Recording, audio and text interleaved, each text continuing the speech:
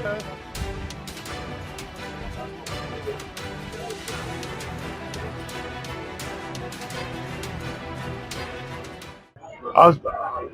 माननीय वसई विरारचे आयुक्त पृथ्वीराज यांचे आमच्या सर्व वसई विरारचे सर्व शिवसेनेचे आमचे कार्यकारिणी, आमचे जिल्हा प्रमुख प्रथमेश राऊत, आमच्या माजी नगरसेविका होत्या आमच्या किरण चिनवणकर, इतर सर्व पदाधिकारी होते. आम्ही त्यांची भेट घेतली. अतिशय महत्त्वाच्या प्रश्नावर आम्ही त्यांच्याशी चर्चा केली, त्यांना निवेदन दिलेलं आहे. ह्याच्यामध्ये पिण्याच्या पाण्याचे प्रश्न आहेत, ह्याच्यामध्ये रस्त्याचे प्रश्न आहेत, नाले सफाईचा प्रश्न आहे, अतिक्रमण आहेत तिचे प्रश्न आहेत, रोड क्लिअर नाही आहेत, रोडच्या प्रश्न आहेत, काही वेंडर असतात फुलवाले आणि काय म्हणतात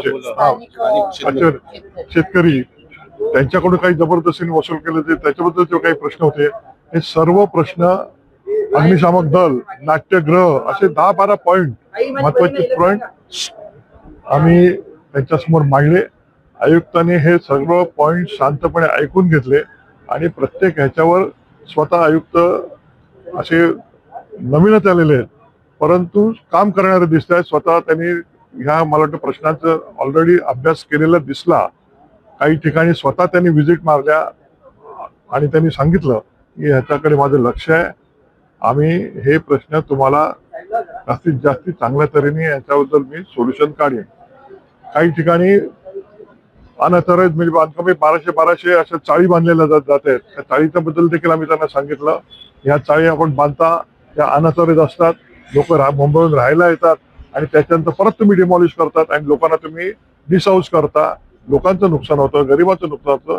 त्याच्याकडे देखील आपण लक्ष द्यावं. त्यांनी सांगितलं या सगळ्या प्रश्नांकडे मी लक्ष देईन आणि जेवढं काही मला शक्य आहे तर मी सगळं चांगलं काम इथे करण्याचा प्रयत्न करेन अशा तऱ्हेचं आश्वासन दिलं. आमच्याकडे आता हे नगरसेवक नाही आहेत, पण आमचा प्रत्येक माणूस हा नगरसेवका लेवलचं काम आपापल्या वॉर्डमध्ये करतो.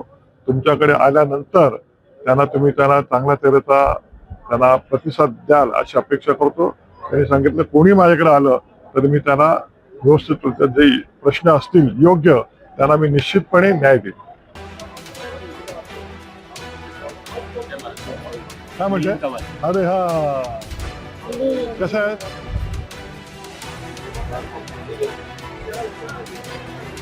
मेन का हे का